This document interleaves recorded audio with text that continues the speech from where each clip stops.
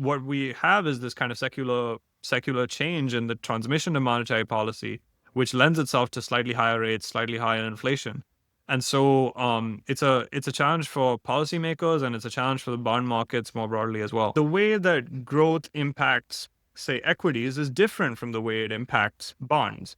And so what we want to do is we want to come up with the things that are most relevant for growth for equities, try to forecast equities as best as we can, and then we can feed that up into the aggregate process. And so we do have some organic signs of cyclical slowing in the economy, but it's not a very significant slowing where we're entering a recession or anything like that. We actually ran a stress test to begin with. We said, hey, what if we just do a really simple exercise? What if we just 10x the amount of, dollar tariffs? Aahan, thank you very much for joining us today. Great to be here, Justin. Long-time listener, first-time guest. Excited to be on. That's awesome. We're looking forward to having a good conversation with you.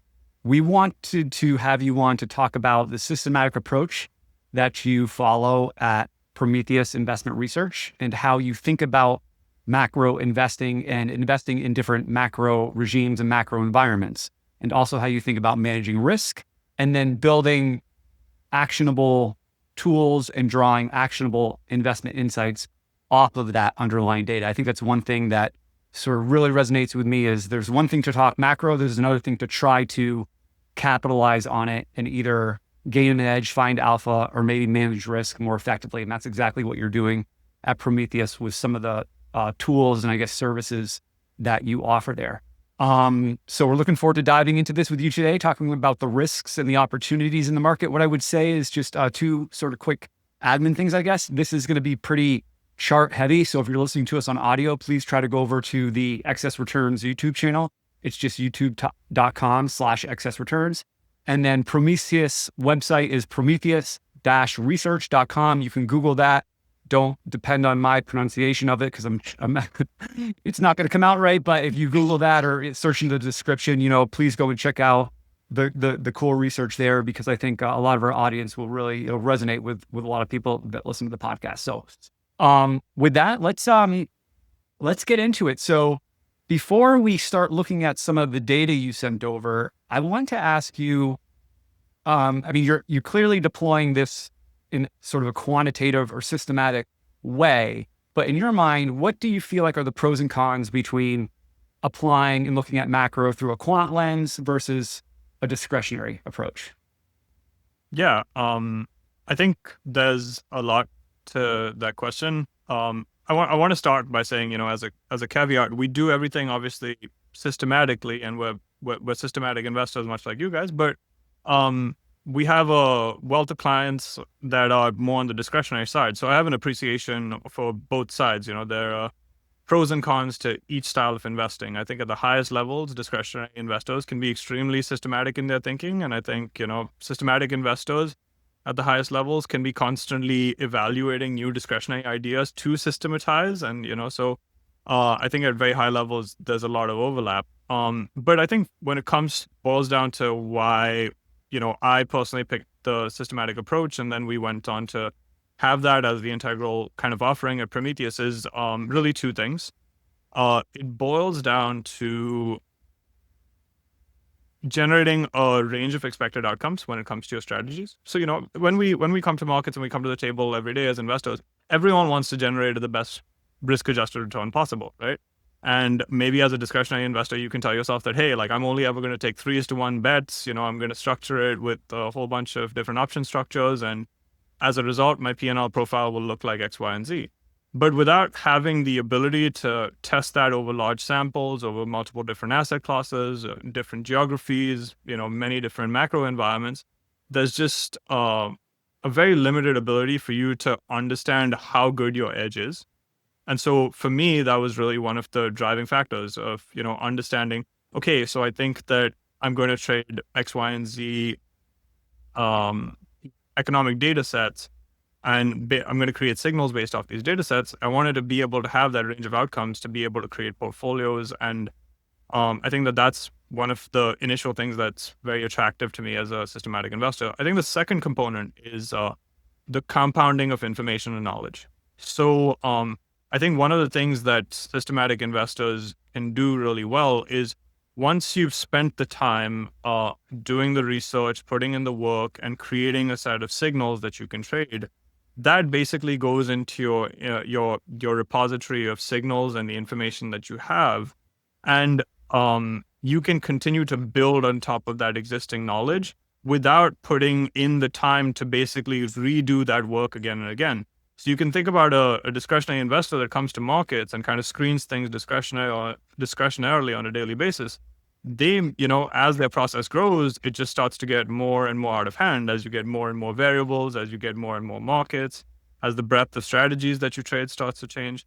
And so between having a range of a definable range of expected outcomes and having this kind of knowledge base that compounds on itself over time, those were really the attractive things that pushed us towards being more in the systematic camp.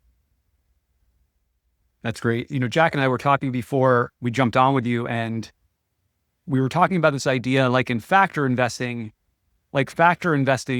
typically does better than, let's say, just in different environments. It may do better than market cap weighted investing, or certainly better than most individuals can do, and many professionals actually. But it doesn't come close to like the elite stock pickers, and we were wondering, like on the macro side, like, do you find that there's just some elite people in macro that really can't be touched in terms of like their edge that they have when you're kind of comparing it to systematic macro? I think that's true with any discipline, right? But I think the trade-off is the consistency. Right? These elite people, whether it's in value investing or like equity style long short factor investing, lots of clients that we have like the pod shops, all these really elite investors, they have to show up and they have to be 100% every day for the next 5 years, 10 years, and so there is a trade-off, right? Like humans are are probably the greatest LLM that ever existed, right? And they're able to process a tremendous amount of information and understand the texture and, really get things that we might not be able to compute and systematize. But at the same time, we're not very consistent. We might not look at the same things the same ways every single day. And so I think that it's entirely true that some of the greatest investors, there's just no way to replicate everything that they see. But the question is whether that great investor is going to be able to maintain the same habits, the same biases, and the same structure of looking at the world for the next 5 or 10 years, which a programmatic approach is definitely going to be able to do. And so the way I think about it is maybe, you have an elite investor who is trying to generate a 2 Sharpe ratio, right? Like that's his objective. That's what he's done for the last 5 years. And maybe he does that for a certain period of time, but the likelihood that alpha begins to decay is much higher than something that's systematic that maybe targets, a gross of fees 1 Sharpe ratio. And so I think that's the trade-off you get between a discretionary versus systematic approach. And, elite investors, when they're at their best, are elite for a reason, right? What I think is interesting too is like it's a systematic approach as a base for those types of people, because those people are kind of like machines. You feed so much into them and they do more with it. And this is a total aside, but like I've learned a lot about doing this channel. I've learned a lot about YouTube thumbnails and titles and how to title these videos to get people to watch them. And using LLMs to like get me to a certain point is up what we do in a massive amount, but they still at the end of the day can't like make the final decision as well as I am. And probably they will eventually and I'll be replaced. But it's just interesting because like the quant process can really, even if you are good at decision making, it can really supplement and get you to a better outcome. 100%. And, that's actually how we interact with institutions. So we interact both with systematic investors that basically like our signals as diversifiers to what they're already doing. But we also interact with more discretionary investors who are basically saying, okay, we have access to all of these tools. These guys are taking care of the base layer. What do I know about the world that is different or may add some flavor on top of these signals that I can you can kind of think of it like we generate their base level of beta and then they're trying to add their alpha. It's kind of like I think Cliff Hazen has described it as craftsmanship alpha, right? That's what they're trying to do on a kind of style base that we give them. And so I think that's 100% true. I think you guys might use something like 1,000 different sort of economic variables, different variables that are kind of coming into the system. How do you determine which ones are the most important, the ones that matter most, and how do they kind of influence the overall output? Yeah, yeah. I think I've had this conversation a few times, and the base intuition that most people think when we tell them that we processed, thousands of variables is we're taking, all the data out there that's available. We're, applying various weights, various processing, adding it up, creating one outlook, and then based off that outlook, either doing asset allocation or trying to create alpha strategies.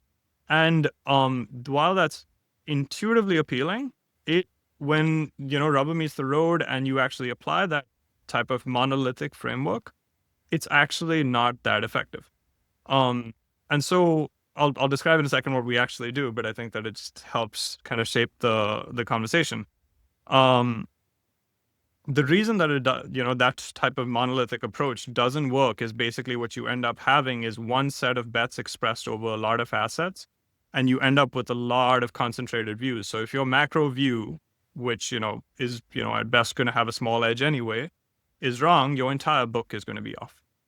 And so what we do is pretty different, right? We go asset by asset, and we try to come up with asset-specific views. So let's say that we have a universe of stocks, bonds, and commodities. Within the universe of stocks, bonds, and commodities, you could have small cap, large cap, or you could have equity sectors, or you could have global equities. We try to come up with individual views for each one of those things using the most appropriate tools. And then we aggregate up all of those views to come up with that aggregate kind of macro view. Now, that aggregate macro view can be applied to perhaps come up with a range of expected returns and apply them to new assets that are not already included in your sample of assets. But I think that the difference in the approach is that what we try to do is we try to say, hey, growth and inflation might be important for all assets. That's true. But the way that growth impacts, say, equities is different from the way it impacts bonds. And so what we want to do is we want to come up with the things that are most relevant for growth for equities, try to forecast equities as best as we can, and then we can feed that up into the aggregate process. And so what we try to do is we try to take a much more targeted approach to each asset that we're looking at, and then add that up to the comprehensive picture.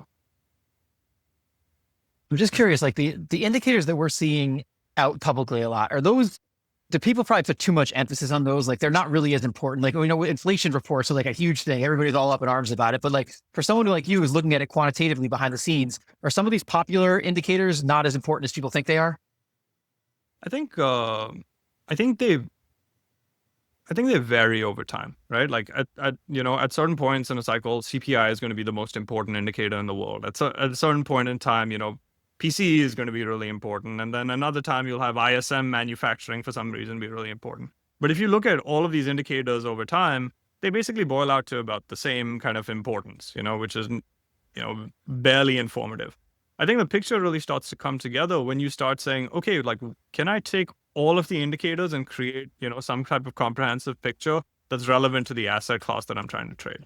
And so, I mean, you can think about an environment, say like 2022, where we had this really big spike in inflation.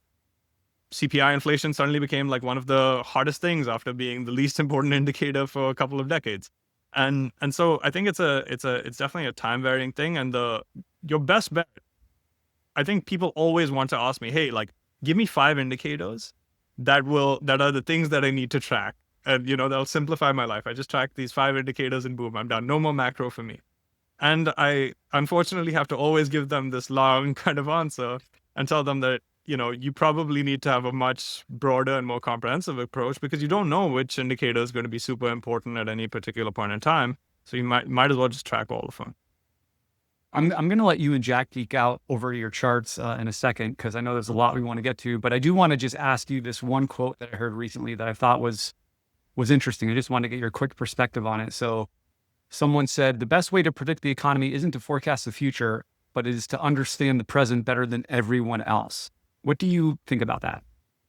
I feel like somebody stole some of my material. It might have been you that said it. Maybe we stole it from you.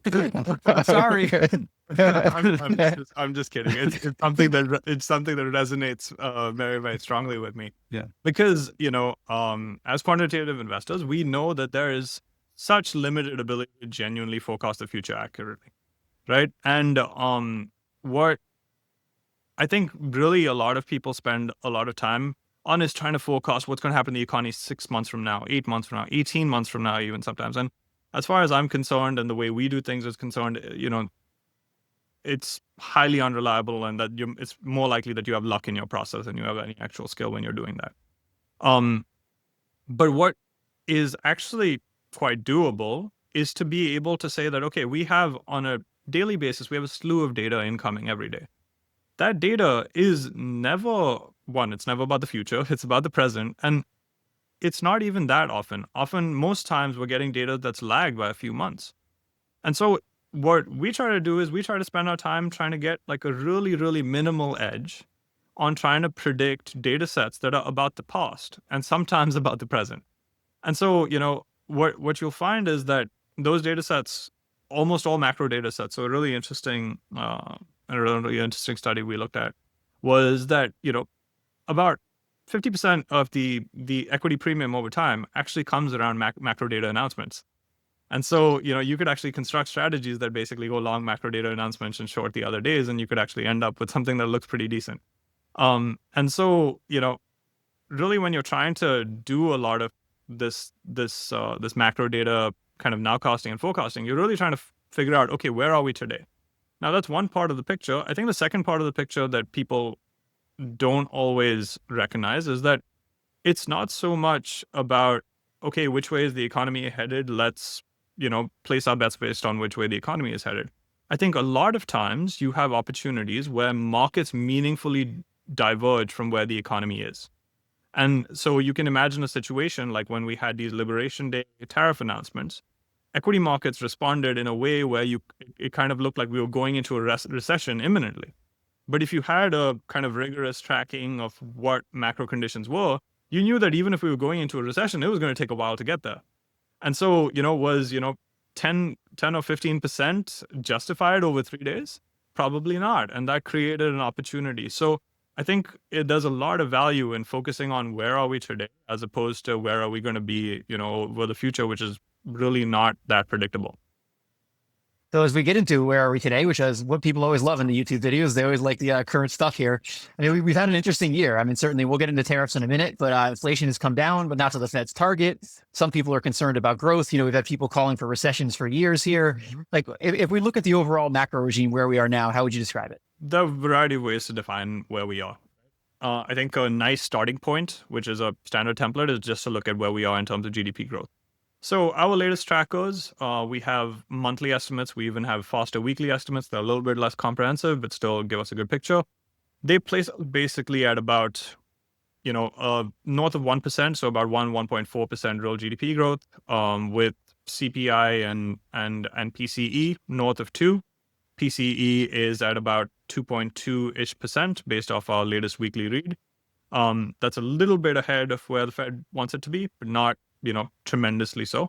And so we're basically in an environment where growth is okay. Growth has slowed quite meaningfully, particularly over the last, let's say, 6 months. A lot of that has to do with GDP accounting and basically the effect that we've had from tariff front running, and then the effect of that tariff front running actually being reversed. So we had a really, really dramatic rise in imports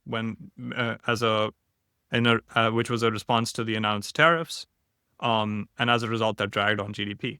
Some of that has begun to reverse, but even aside from that, we have begun to see a little bit of slowing in the economy, particularly in areas like in industrial production, in areas like manufacturing, construction, and residential construction more broadly. And so we do have some organic signs of cyclical slowing in the economy, but it's not a very, very significant slowing where we're entering a recession or anything like that. And so our recession odds, which are visualized in the bottom left hand, are pretty low. So those recession odds are basically what we do is we replicate the the basket that the NBER uses to come up with the recession estimates, and we basically just try to estimate whether or not we would be in a recession now or not. Those recession odds are pretty low. When we look across, we track about 75 different subcomponents that go into the GDP numbers. When we look across all of those dimensions in the top left, you'll see that we have seen a slowing in terms of both the outright number, like the GDP number, but we've also begun to see a slowing in terms of the breadth of GDP growth. So we're tracking at about 55% of the areas of the economy that we track are positive. So I would say that we're in a slowing economy. The cyclical areas of the economy have moderated quite a bit, which is concerning. But the thing is that we have these kind of secular shifts in the composition of the economy. So the two things that are really kind of powering the economy along still are obviously consumption. There's intellectual property investment, and those factors are handily offsetting the typical cyclical weakness that we've seen in the past that would have resulted in recessions. So overall, expanding economy, a little bit slower, but not a worrying kind of slowing yet. I wanted to ask you about Liberation Day and tariffs. And one of the cool things you did is the vast majority of us, when we heard Liberation Day, just went into complete panic mode and just went crazy. You actually said, all right, let's look at this with data. Let's look at what the worst case scenario might be, and let's look at what that impact would be. And I think you have a slide on this, but can you talk about what you did? Yeah. We have I think we have a bunch of slides on this. But let me walk you through them, because I think it was definitely something that was really, really moving for markets, and something that we spent a really good deal of time on because, everyone was so concerned about it. So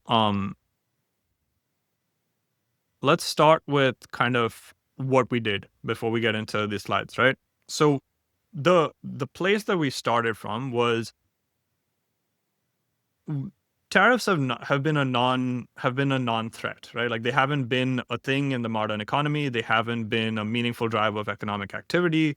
There's no way to predict what tariff policy is going to be. And so, most systems, any investment system that you use is not going to have a tariff line item. Maybe you'll have a news tracker that kind of tries to do some stuff based off the news mentions of tariffs or something like that. But anything beyond that, there's no way to link tariffs to market outcomes by and large.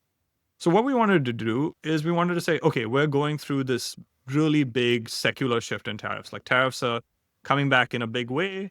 Is that going to change the way that we invest and the way that we think equity markets, bond markets, and commodity markets work, right?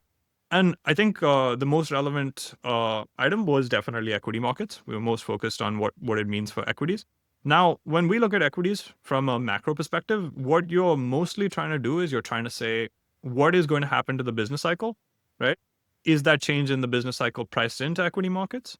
And you can trade the difference between those two things. So, if you think that the business cycle is going to expand a lot, but equity markets have really bad earnings expectations, okay, I would like to get long equities at that point, and vice versa, all of those combinations.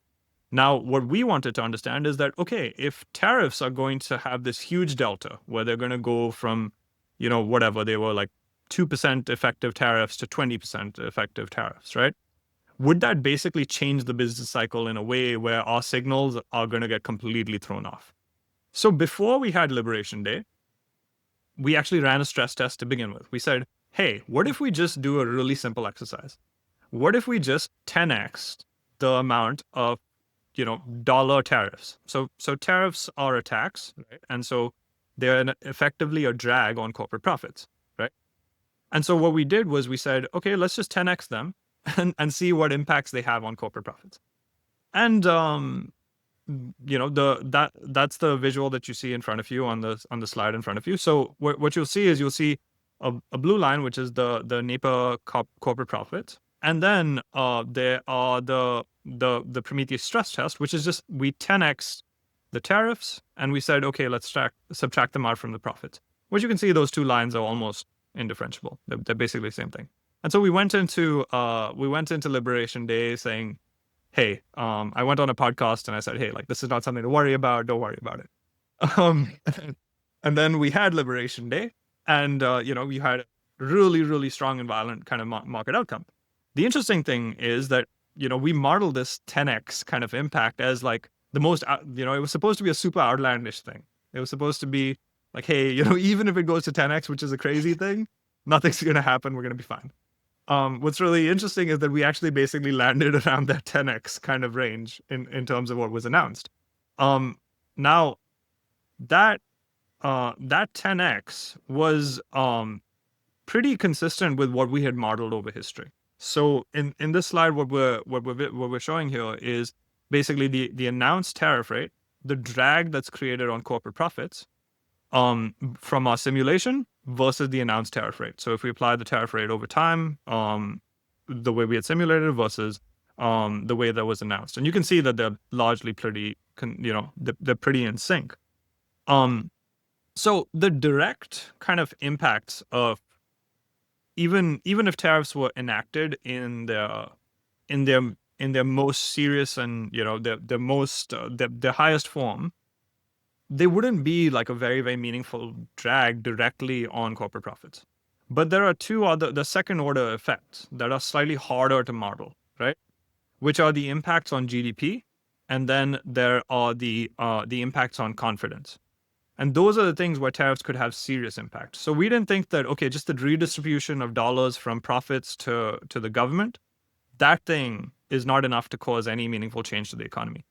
Where it started to become more concerning is the impact on GDP and on corporate profits. So what we try to do over there is we try to do some modeling on those fronts as well.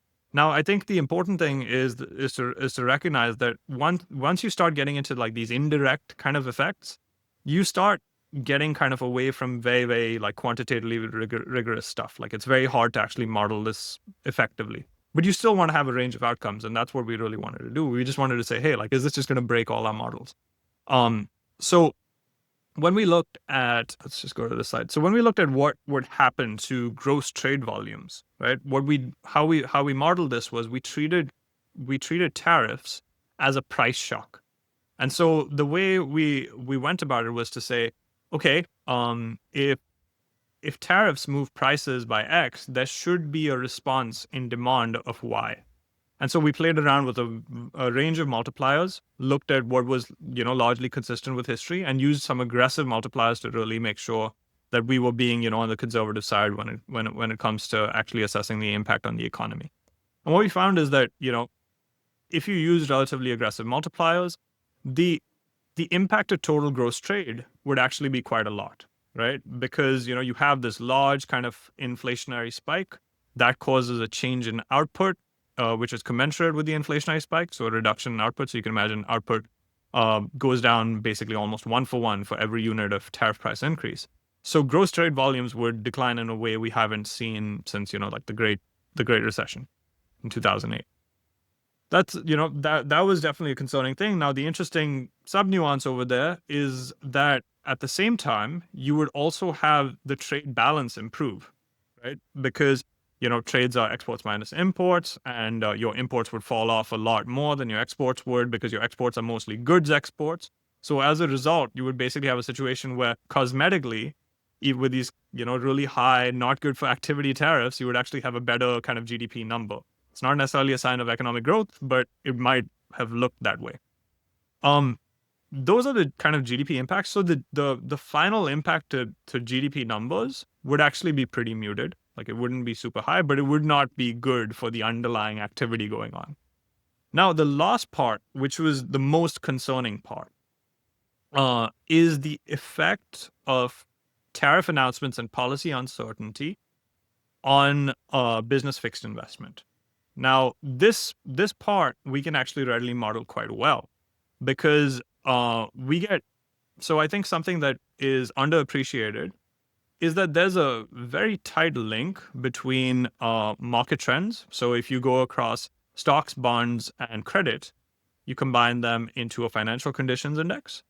The relationship between those measures and fixed investment in the U.S. economy is quite tight. So generally, that's why I think there's always been the adage that, markets lead the economy. I think it's just that markets are very indicative of what's happening to business fixed investment.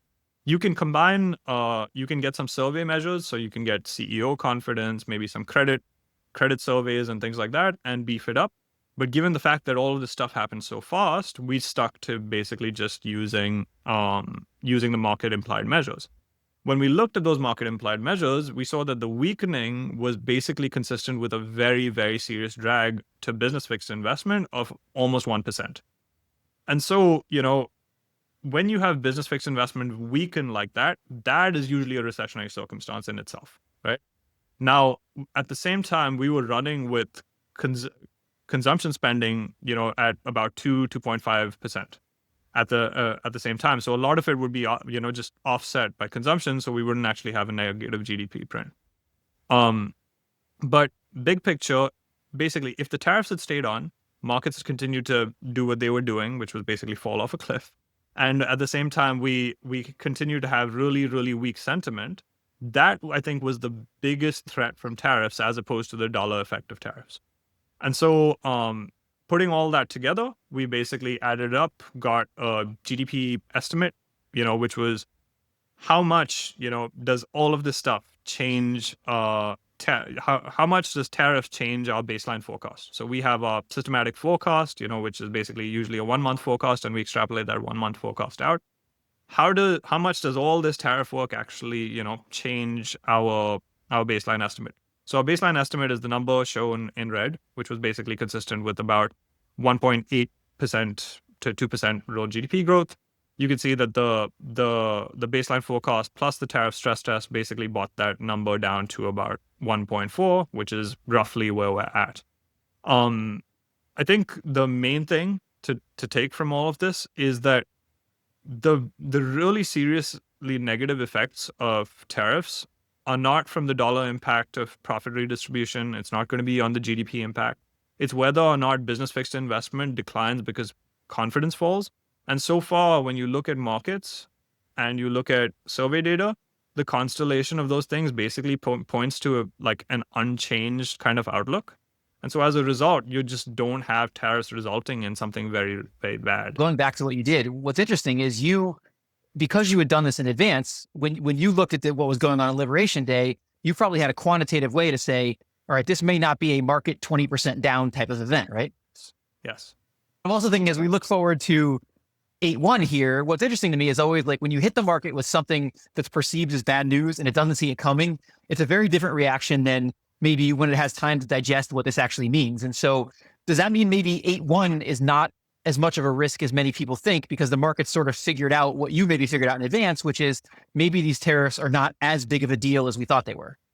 Right. And I think that that's definitely a thing. And, it goes back to our earlier conversation that this has very limited amount of, we have done some amount of forecasting, but at the same time, it's really just us assessing whether what's priced into markets, which is just like a precipitous fall in activity, is justified. And so when we were looking at that situation, now, I candidly talk about this all the time. When markets are down, 10% in 2 days and you on the other side of it, it's a tough thing to have that conversation with clients, to have that conversation in public, to write notes about it. But when we were looking at the picture, we said that, hey, even if we're going to go into a recession, this thing needs to take 6 months to play out. And so there's no way that this 10% down in 2 days is really justified. And so we have, these mean reversion slivers that started to really, really fire up, which actually allowed us to, maintain conviction and staying long in those positions during that time. Yeah, what's interesting, I think, about looking at a worst case is that this would seem to be a challenge for a quant system because you've got one person who's saying, on one day, all right, 25% tariffs for you, 30% tariffs for you, and then there's 0, and then they're all over the place. But you've kind of looked at maybe by looking at a range of outcomes is maybe the best way to think about this and what the impact is. Right. And I think the way we came at it is to say that, look, we don't have a tariff line item. We don't have a tariff forecast. We don't have any tariffs baked into the system. Is this tariff thing just going to destroy what we're using to predict markets? And so what we landed on after doing all this stuff is that, the economy is still the economy. The business cycle still cycles. All that stuff is still in place regardless of tariffs. And so, for me, it was much more a question of, does tariffs just have to change the way I think about everything? Because that's what kind of the narrative was going around, right? Everyone was like, okay, this is a completely different cycle now. Everything has changed. We have to only focus on what the administration is doing. And For us, it was really more of looking through and saying that, okay, are we going to have a tough time or not in understanding what's going to happen? And I think somewhat fortunately, it seems like, all of the drivers that we seem to think work seem to be intact. Going back to your recession odds before, that's one of the things that's really struck me about this cycle is you've had, as I mentioned, you've had a lot of people calling for recessions for a long time, and you've had them backing that up with indicators that, they talk about working, whether it be the yield curve inversion or the SOM rule or things like that. I'm wondering what you think about that. Like why, and I know you have not been one of those people, but I'm wondering why do you think the recession hasn't occurred when maybe many of these indicators that people rely on have been saying it might?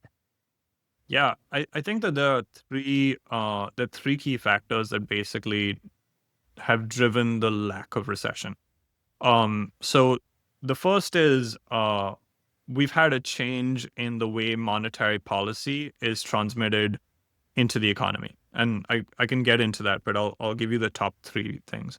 So that's one. The second is that the economy has become significantly less rate sensitive in its composition. So we used to have a preponderance of manufacturing and construction jobs in the economy, and activity as well. That has declined quite significantly.